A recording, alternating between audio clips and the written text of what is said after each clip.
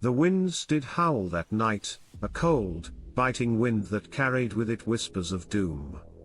The fire in the hearth crackled weakly, as though it too feared what was to come. I stood before the Lord of Harthmoor, my heart heavy with the weight of what I must do. Not for glory, nor riches, but for her. For Lady Elowen, whose eyes shone with a light I would follow into the darkest abyss. Elowen's words echoed in my mind, even as I prepared for the journey ahead: bring peace to these lands, and mayhap my father will grant thee my hand. I knew she spoke in earnest, her heart as bound by duty as mine. Yet beneath her noble bearing, I saw a flicker of hope, for me, for us. It was that hope I clung to as I strapped my sword to my side and set my course for the cursed woods. The beast that plagued these lands was more than a creature of fang and claw. Its name was whispered in the taverns of Harthmoor, spoken only when the night was deep, and the candles burned low. Some claimed it was a demon, summoned by sorcery. Others said it was a guardian of the woods, twisted by man's greed. Whatever it was, it had brought nothing but death, and I was to end its reign. The road to Elderwood was not long, but it felt like an eternity. Each step weighed heavy, as though the very land beneath my feet resisted my passage. The villagers watched me go with somber faces, their eyes filled with pity and fear. None had returned from Elderwood. The forest was cursed, they said. But I would not be deterred. My heart was full of Elowen, and the fire of my love burned brighter than any fear. As I neared the edge of the wood, a thick fog began to roll in, swirling like ghosts round my feet. The trees loomed, tall and dark, their twisted branches reaching out like skeletal hands. The air grew cold, and an unnatural stillness settled over the land. No birds sang. No insects hummed. Only silence, deep, oppressive silence. I stepped into the forest. The moment I crossed the threshold, I felt it. The weight of the curse pressed down upon me like a hand round my throat. The shadows moved, shifting at the edge of my vision, and the air seemed to pulse with a dark energy. I gripped my sword tightly, my breath shallow, every sense on edge. The further I ventured into the heart of Elderwood, the darker it became. The trees grew twisted and gnarled, their bark blackened as though scorched by fire. Strange markings, symbols I did not recognize, were carved into the trunks, glowing faintly in the dim light.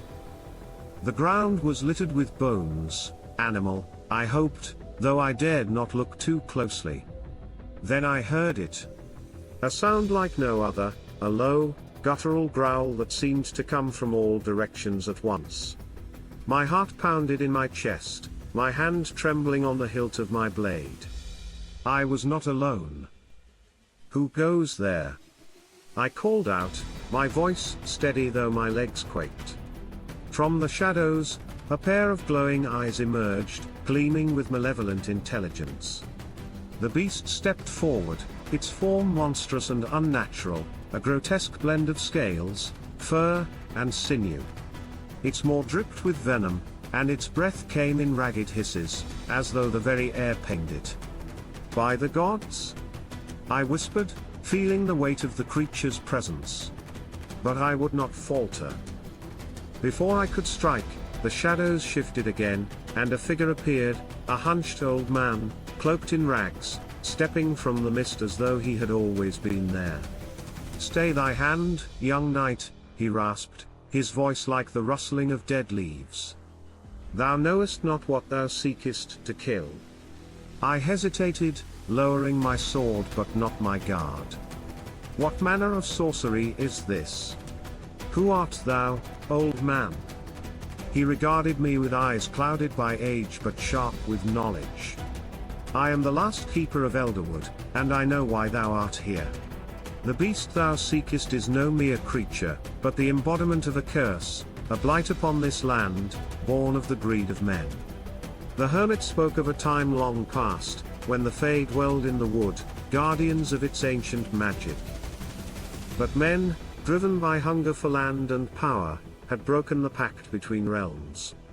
They cut down the trees, burned the sacred groves, and in their folly, summoned the wrath of the forest. The beast was their creation, twisted by dark magic, a being of vengeance and sorrow.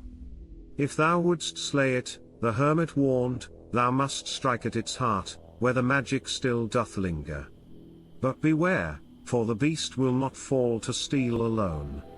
With the hermit's cryptic words weighing heavy upon my mind, I continued deeper into the forest. The air grew thick with the stench of decay, and the fog clung to me like a shroud. I could feel the beast watching me, its presence like a shadow round my every step.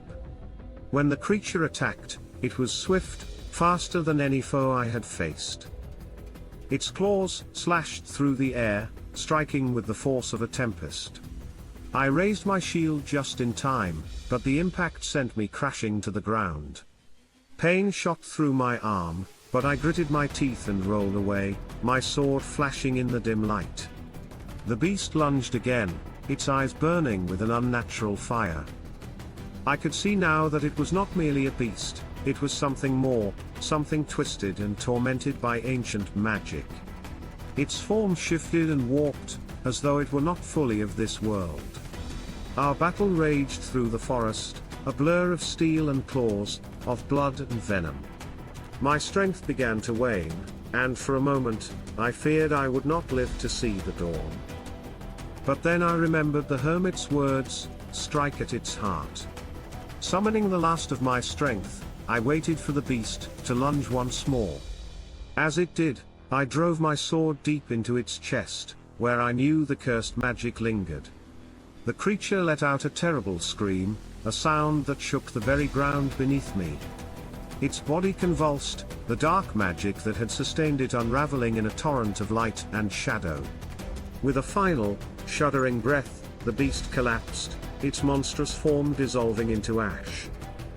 The curse of Elderwood had been lifted. But as I stood there, my heart pounding in my chest, I realized the true cost of my victory. I had not merely slain a beast, I had destroyed something ancient, something bound to the land. And in doing so, I had changed the very fabric of the forest. As I made my way back to Harthmoor, I could feel the weight of my actions pressing down upon me. The beast was gone, but what had I truly won? Elowen's hand, perhaps, but at what cost? The forest had once been a place of magic and wonder, and now it was but a shadow of its former self. When I returned to the town, the people hailed me as a hero. Lord Gareth welcomed me with open arms, and Elowen, she looked upon me with admiration, her promise fulfilled. But as I gazed into her eyes, I realized that the fire I had once felt had dimmed. For in the end, it was not the beast I had fought, but the darkness within myself. Mayhap, I thought, the greatest victory is not in the slaying of monsters, but in the understanding of the world, and oneself. The beast of Elderwood was gone, and the land would know peace once more. But as I stood on the edge of that cursed wood, I knew my journey had only begun.